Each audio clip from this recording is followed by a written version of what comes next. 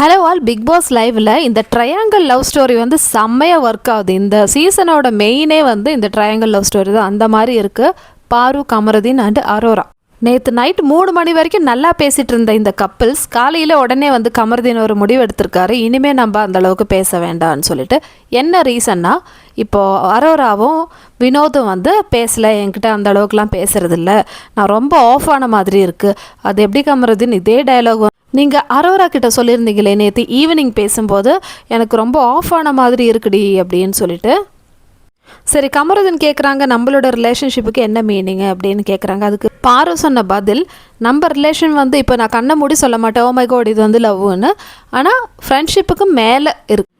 Love வரைக்கும் போகல, ஆனால் ஃப்ரெண்ட்ஷிப்பு அந்த ஒரு பேஸும் கிடையாது. ஸோ ஏதோ ஒரு ஸ்பெஷல் ஃபீலிங் வருது உங்களோட உட்காந்து பேசும்போது.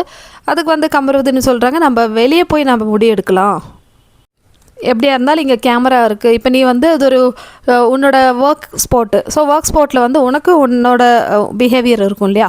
ஸோ அது மாதிரி தான் இங்கே வந்து இருக்க முடியும். ஸோ நம்ம 2 பேருக்கும் பிடிச்ச மாதிரி இங்கே இருக்க முடியாது. நம்ம இதை வந்து ஃபர்தராக வெளியே போய் எப்படி என்னென்னு யோசித்து வந்து நம்ம முடிவு பண்ணிக்கலாம். இப்போது என் ஃப்ரெண்டு நேற்று என்கிட்ட சொன்ன மாதிரி தான் வந்து நடக்குது. நான் யாருக்கும் இங்கே ரேஷன் கார்டு வாங்கி தர வரல, அந்த மாதிரி தான் எனக்கு ஃபீல் ஆகுதுன்னு சொல்லிட்டு கமருதீன் சொல்கிறாங்க.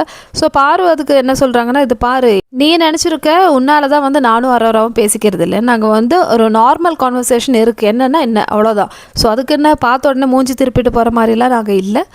ஏதாவது கேட்டால் அவங்க பதில், நானும் பதில் சொல்லுவேன், அவ்வளோதான். ஸோ அதுக்கும் இதுக்கும் என்ன சம்மந்தம்? பேசுகிறவங்க நிறைய பேசுவாங்க, அவங்களுக்காகலாம் வந்து நம்ம போயிட்டு இருக்க முடியுமா? முடியாதுல்ல. ஸோ எனக்கு இப்படி இருக்கிறது பிடிச்சிருக்குதுன்னு சொல்லிட்டு பாரு வந்து சொல்கிறாங்க. ஸோ கமருதீன் வந்து அக்செப்ட் பண்ண மாட்டேன்றாரு, நம்ம வந்து கொஞ்சம் டிஸ்டன்ஸாகவே இருக்கலாம்னு சொல்லிட்டு.